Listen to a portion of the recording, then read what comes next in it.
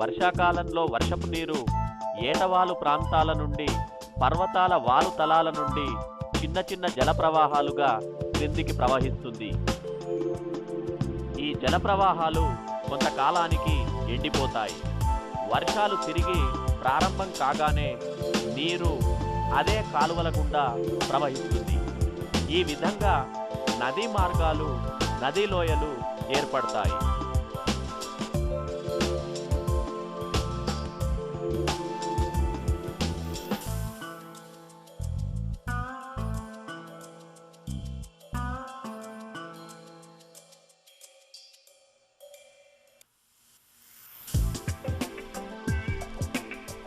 చిన్న సెలయేరులు లేక వాగులు ప్రవహించి పెద్ద నదుల్లో కలుస్తాయి.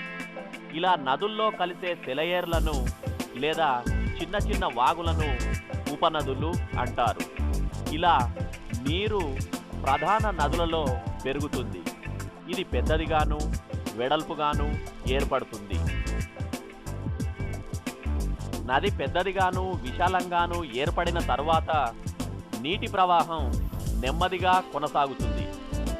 నదితో పాటు కొట్టుకొని వచ్చిన చెత్త, ఒండ్రుమట్టి మొదలైనవి నది అడుగు భాగానికి, అంచులకి చేరి సమతలమవుతుంది. ఇది మైదానాలు ఏర్పడడానికి కారణమవుతుంది. నది సముద్రానికి చేరువగా ప్రవహిస్తున్నప్పుడు మరింత నెమ్మదిగా ప్రవహిస్తూ ఇసుకను, ఒండ్రుమట్టిని తనతో తీసుకుపోలేదు. ఇవన్నీ ఆ ప్రాంతంలో మేట వేస్తాయి. అయితే వరదలు వచ్చినప్పుడు నది కొత్త మార్గాల్ని ఏర్పరచుకొని సముద్రంలో కలుస్తుంది. ఈ రకంగా నదులు సముద్రంలో కలిసే చోట డెల్టాలు ఏర్పడతాయి.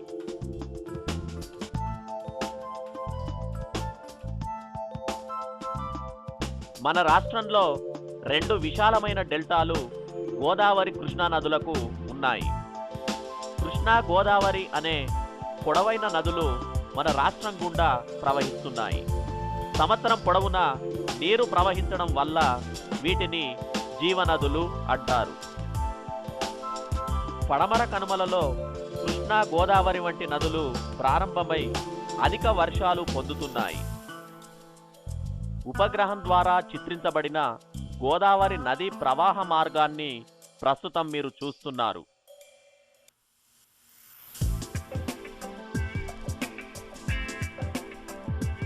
ఉపగ్రహం ద్వారా చిత్రించబడిన కృష్ణా నది ప్రవాహ మార్గాన్ని ప్రస్తుతం మీరు చూస్తున్నారు.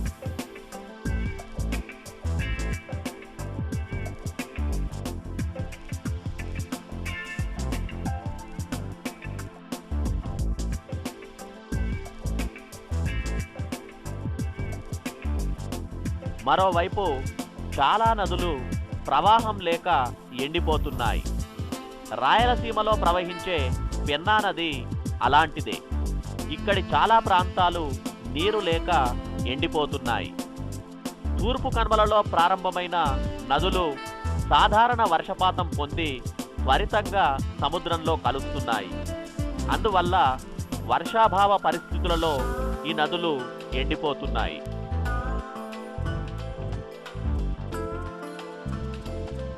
యానిమేషన్ ద్వారా చిత్రించబడిన గోదావరి నది మరియు దాని ఉపనదుల చిత్రాన్ని ప్రస్తుతం మీరు చూస్తున్నారు.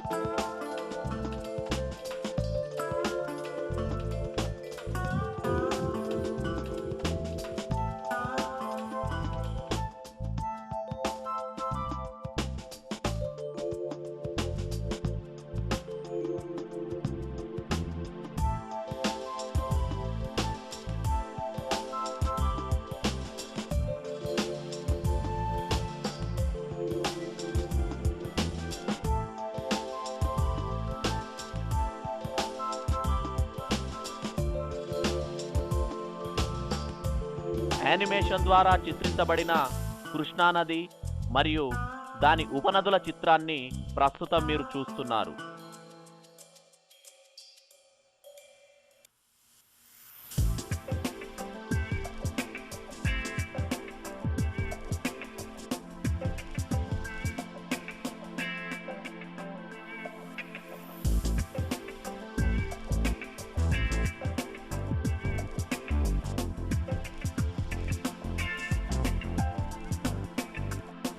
యానిమేషన్ ద్వారా చిత్రించబడిన పెన్నా నది మరియు దాని ఉపనదుల చిత్రాన్ని ప్రస్తుతం మీరు చూస్తున్నారు.